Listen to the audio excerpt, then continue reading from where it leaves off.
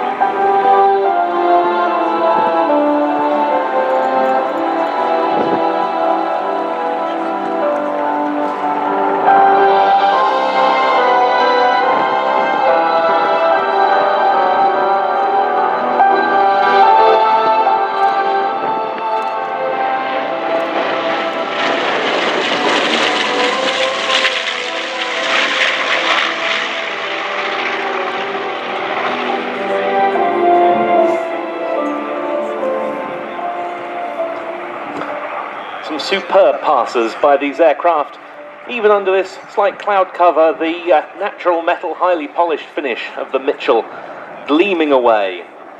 This was an outstanding aeroplane, the B-25. We're about to see it performing a short solo display. It was one of the superb medium bombers of the Second World War. It was used extensively in all theatres, from the heat of the African desert to the cold of the Eastern Front.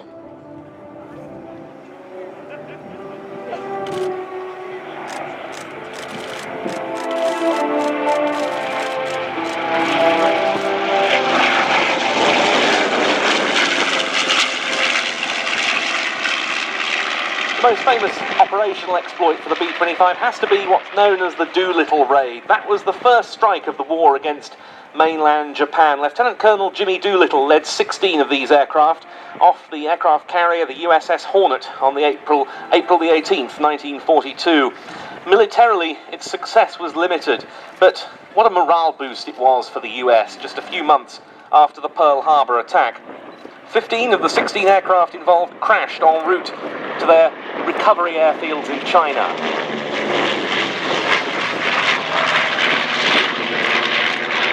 More fortunately, 69 of the 80 crew members involved survived and returned to the US. And the B-25 went on to be employed throughout the war in the Pacific campaigns by the US Army Air Force and the US Navy and Marine Corps. They used it as a medium bomber, as a ground attack aircraft for strafing missions and with parachute retarded bombs, and as an anti-shipping striker. In North Africa they were used by the Army Air Force, and in Europe by the RAF, especially on and around D-Day.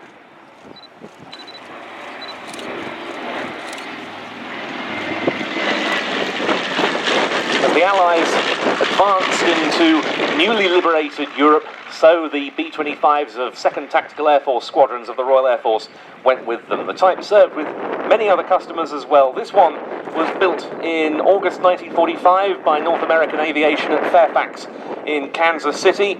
It didn't serve in World War II. It was used for electronics development and then as a training aircraft until it was retired and sent to the famous Boneyard at Tucson, Arizona in 1958.